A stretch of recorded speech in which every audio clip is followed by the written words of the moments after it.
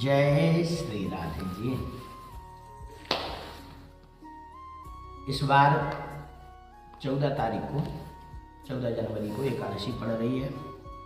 उस दिन सूर्य धनु राशि से मकर राशि में प्रवेश कर रहे हैं। इसको मकर संक्रांति का पुण्य काल कहा जाता है। कई लोगों में बड़ा शंका का जन्म हुआ कि एकादशी है तो एकादशी को खिचड़ी का दान नहीं कर सकते, और मकर संक्रांति को खिचड़ी का दान करने का महत्व है। क्या करना चाहिए, कैसे करना चाहिए, लोग इस बारे में कई लोगों ने फोन किया, कई लोगों ने मैसेज किए, कई लोगों ने पूछा। आइए इसके बारे में चर्चा कर लेते हैं हम लोग। और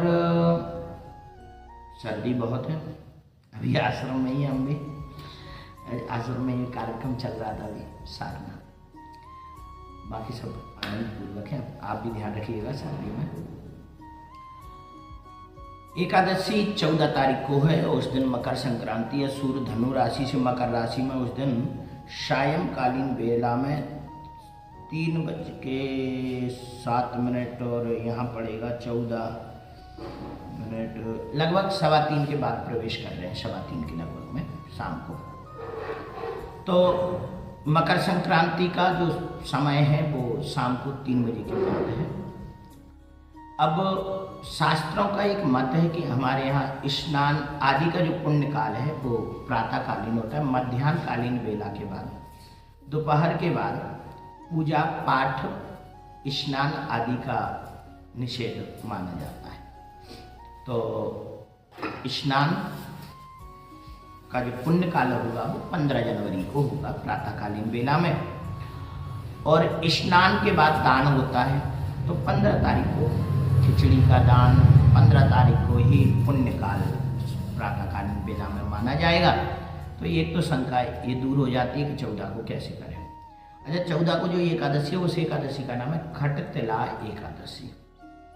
खट कहते हैं संस्कृत में 6, सट तिला भी कहते हैं। सट तिला, सट यानी 6, तिला यानी तिल।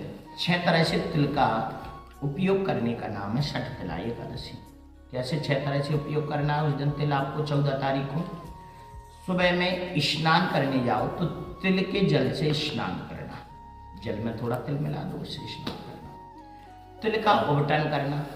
जब जल से स्नान करोगे तिल का, उसमें फिर पूरे शरीर में तिल लगाना होता है आपको। थोड़ा सा तिल को पीस लेना